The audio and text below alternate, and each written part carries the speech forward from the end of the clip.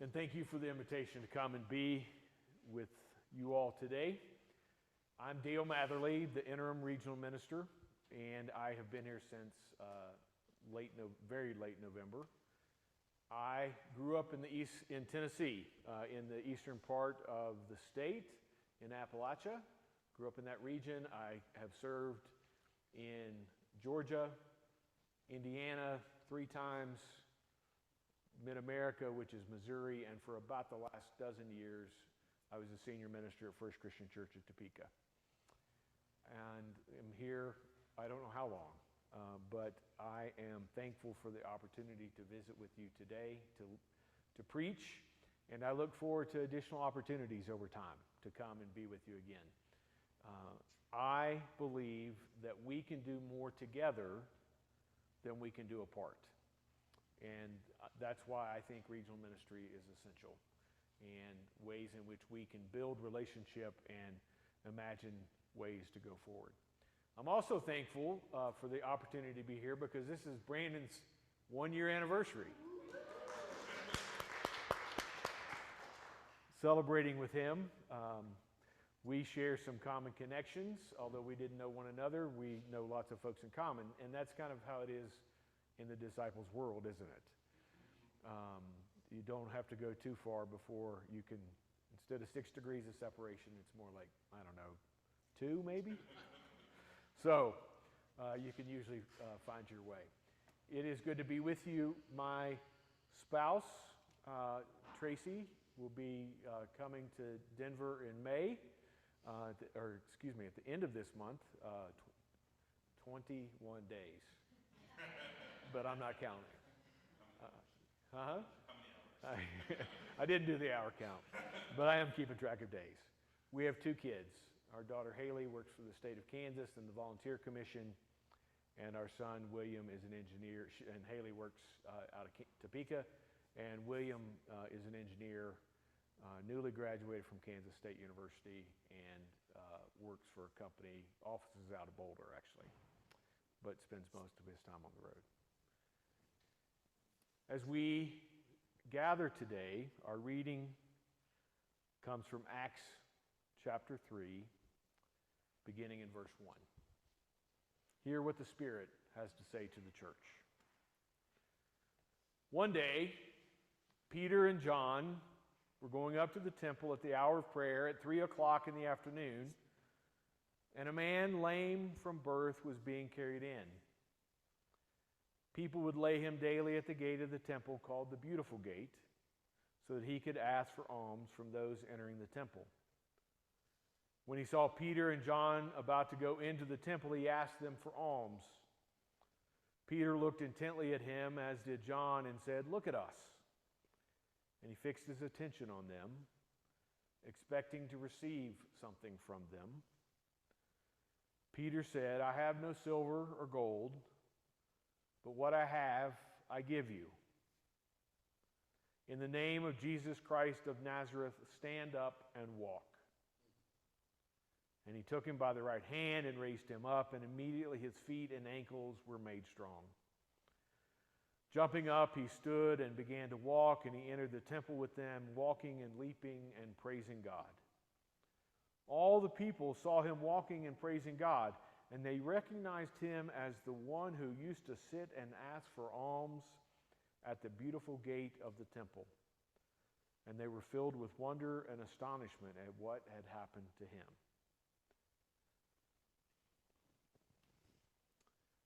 We're still in the midst of the great 50 days of Easter. Had a brief conversation with Genesis just before worship. Appreciated her inquiry about the Easter season. It's not quite the same today as it was 5 weeks ago, is it? We don't feel quite the same energy. It's not quite the same moment.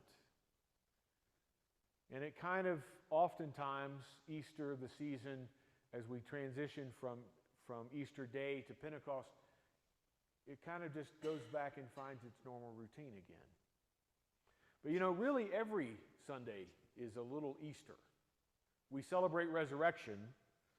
That's why the Sundays are in Lent are of Lent but not in Lent. They don't count in the 40 days between Ash Wednesday and Easter. Because every day, every Sunday is a resurrection day. And in the season, we are especially prone to hear the stories of Jesus' resurrection. Luke accounts an appearance of the resurrected Jesus to the disciples. He shows up on the road to Emmaus speaking with Cleopas, and who I think is probably Cleopas' spouse. Luke doesn't say that, but just given where they're going, how they're traveling, it seems that that is a likely outcome. John tells the story of Jesus appearing to the disciples in the upper room, walking through a locked door. Mark leaves us hanging, just the empty tomb. Matthew tells the stories of Jesus appearing to the disciples and ascending to God. We hear all of these stories in the season of Easter to remind us that resurrection brings new life, not just to Jesus, but to us. That we are transformed. Oftentimes in these stories, I am struck by the way in which the disciples meet the moment. Confused, uncertain. But then there is also those moments when Jesus cooks fish for them on the beach, or takes the bread with Cleopas and his spouse and breaks it, and suddenly they realize who he is. So many of these stories, I think, represent the nature of Jesus' ministry with his disciples. If you were to read the Gospels, how many stories do you think, or can you think of, where Jesus is at table with others? Sometimes it's unexpected people, other times it's exactly who you would expect. These are moments of great teaching and learning for the disciples. And it'd be interesting to be a fly on the wall, wouldn't it? Just to listen to how that conversation goes. Because I'm quite certain that Matthew, Mark, Luke, and John, as well as the non-canonical Gospels, don't capture all of the details, all of the arguments, all of the consternation, all of the uncertainty, all of the confusion. But it's interesting at times to be the fly on the wall. I recall an experience several years ago. It was a Sunday morning. My spouse was driving an hour west to go preach in the congregation that she was serving at the time. Will was with me, and we had our ritual on Sunday morning. We stopped at Hardee's. You all call them Carl's Jr. And we would have breakfast and get ready and then go on to the church. We would always see the same folks there. And, you know, kind of a community begins to emerge among people when they gather in that space. They're joking, teasing with one another. Nothing seems to be off limits. Any serious conversation gets couched in the same humor as the rest of the conversation. So you can never really be sure where people stand or what the nature of the relationship is between individuals. Sometimes you would imagine, based upon the back and forth between people, that two individuals really don't like each other, except when they get up and leave, they walk out arm in arm. On this particular Sunday, two regulars were poking at it and teasing at one another. Mabel said she was in a hurry this morning and she had to go check on her sister since she had missed going the week before because she had spent most all that day at church. Ben sarcastically asked, "Why would you want to spend most of the day at church?" Mabel said, "What do you mean? Why wouldn't I want to spend most of the day at church? On Sunday and every day you have to worship God," she said. "After all, I'm going to heaven. Maybe you should go sometime to church also, Ben." "Why on earth would I ever want to do that?" said Ben. By this point, my ears are on fire. The whole time, the old fellow was teasing this lady. He was just egging her on, trying to push every button he could find. He was just hoping to get a reaction, and finally he got one. She said to him with a stern voice, her eyes slit down to nothing, and she said to him, "So you don't go to hell, Ben?" Without pausing for breath, Ben answered, "Mabel, I'm already in hell." When I heard this last line, I no longer was trying to be a fly on the wall, but I looked up. I wanted to see Mabel's reaction. What I saw instead were Ben's eyes. There was still a bit of teasing, or at least he was trying to tease. But I could see in his eyes that he was not really making it. What was underneath was the living pain of some unnamed hell of a life. I don't know what the hell is that he lives, but I could see it in his face. He is there and he wants out. I don't know what kind of experience Ben had at church, but clearly it was not an affirmative one. It was not positive. Others, though, like him, have experienced the church as a place that is mostly concerned with people trying to stay out of hell while helping them get to heaven. At the same time, the church doesn't seem very interested in helping people who are already living in hell. Oftentimes, the message that we hear from the church is this message of heaven and hell. And what ends up happening oftentimes is this dialogue devolves into an economic conversation. We enter into the practice of teaching people to be good, to do the right thing, to do the Christian thing. You ever heard that before? Do the Christian thing. It's all over Scripture, the Good Samaritan, that love your neighbor commandment, and don't forget the golden rule. It's an economic message because it lifts up these examples and says we have to do these things if we want to get the reward, if we want to go to heaven. Or to put it another way, we have to live this way if we want to be right with God. Because only the worthy are going to make it. That's the message that oftentimes the church has proclaimed in this land. And it is still oftentimes the message that the church proclaims in the world today. I'm not sure that there's any great conspiracy here. Instead, I think the gospel message slides with the best of intentions into this quid pro quo framework.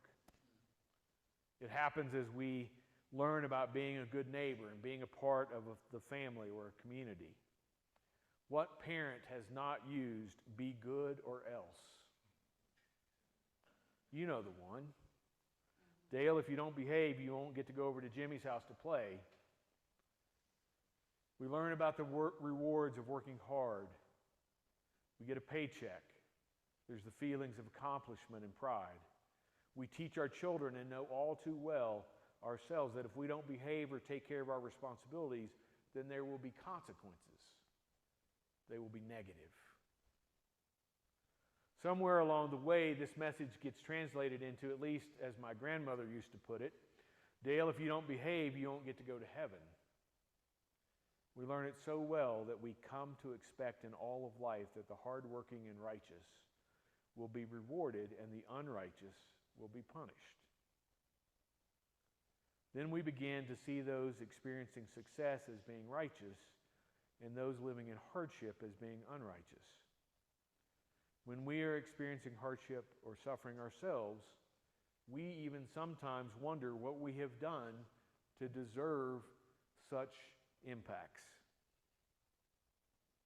The disciples asked Jesus in John's Gospel such a question when they encounter a blind man on the road. Rabbi, who sinned? This man or his parents, that he was born blind? Peter and John in today's reading, they no longer need to ask this question as they encounter near the temple a man who is lame. Nor do they check and ask if he's worthy or deserving. They don't even ask him if he believes or has any faith in God. Oftentimes, in small communities and in other communities as well, ministerial associations, ministerial alliances will put together guidelines for how congregations that are a part of the alliance or the association are supposed to respond to folks who come asking for help with a bus ticket or rent or utilities or groceries or gas. Sometimes these associations will create a whole page of questions that you're supposed to ask first. Hopefully you all haven't seen that kind of thing here, but in lots of other places it's prevalent. And they're all to make sure that the person receiving the assistance is worthy, is deserving, has earned it. Peter and John, they don't even ask if this individual believes in God. They don't even ask about his faith. They don't ask about his mother and his father and who sinned. They don't have any money to give him. So instead, Peter offers what he has. He heals him. Stand up and walk. So what are we supposed to say as the church? Not just on Easter Sunday, but the other 51 Sundays of the year. I think we are to say, stand up and walk. Because of what happens in Jesus Christ, we as a community are able to point to signs of healing power at work in the world. We don't have to understand the physics of resurrection. We just have to point to it when we see it and remind others that that is what they are seeing.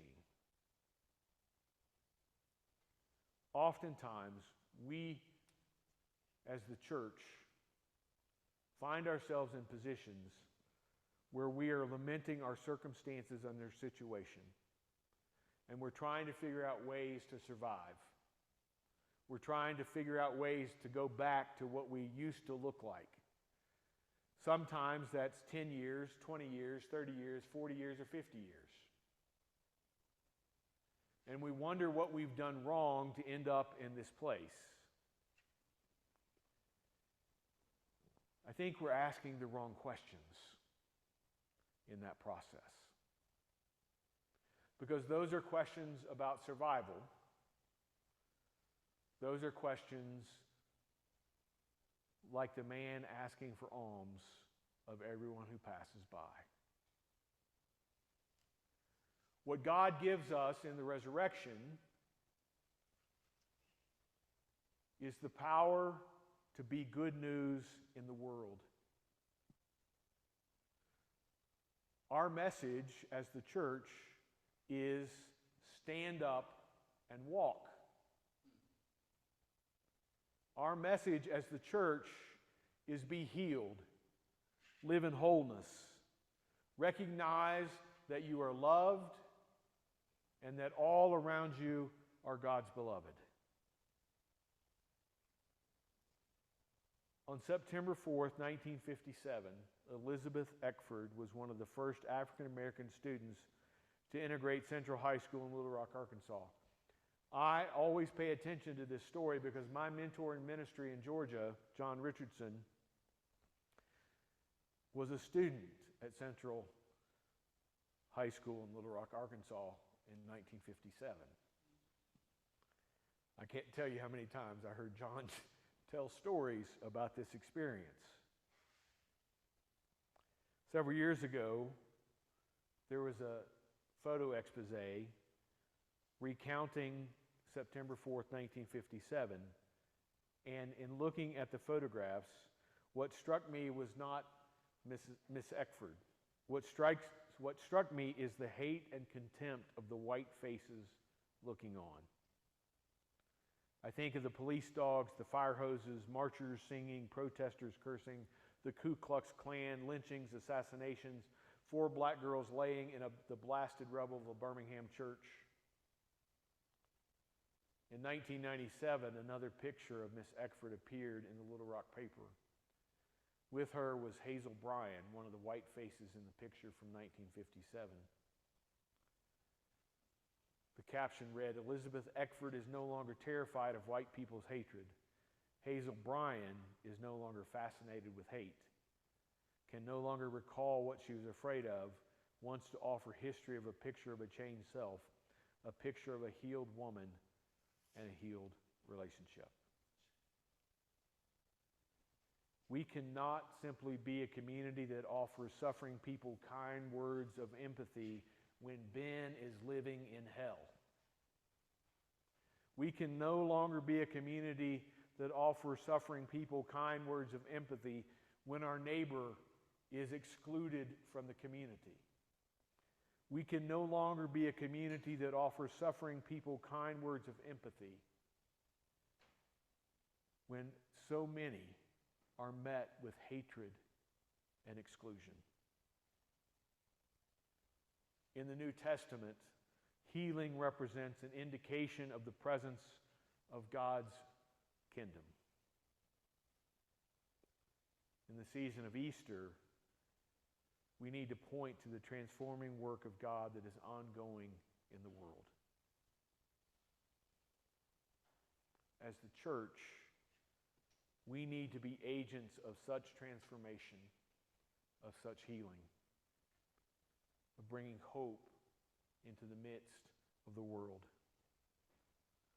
As the church, we need to be a community that offers healing, that helps others understand themselves in new ways, that helps neighbors understand themselves in new relationship, and that sees God active in the midst of it all. That's not an easy task. It's not easy work. And oftentimes, there's not a payoff. There's no quid pro quo. There's no economic relationship. But Jesus reminds us that the way up is down. The way to be who we are called to be is to give everything we are away. These are radical ideas. They run contrary to everything that we learn in our culture of how everything in the world is supposed to work. They run contrary to what our grandmothers said. Now, Dale, if you don't behave, you're not going to get to go to heaven.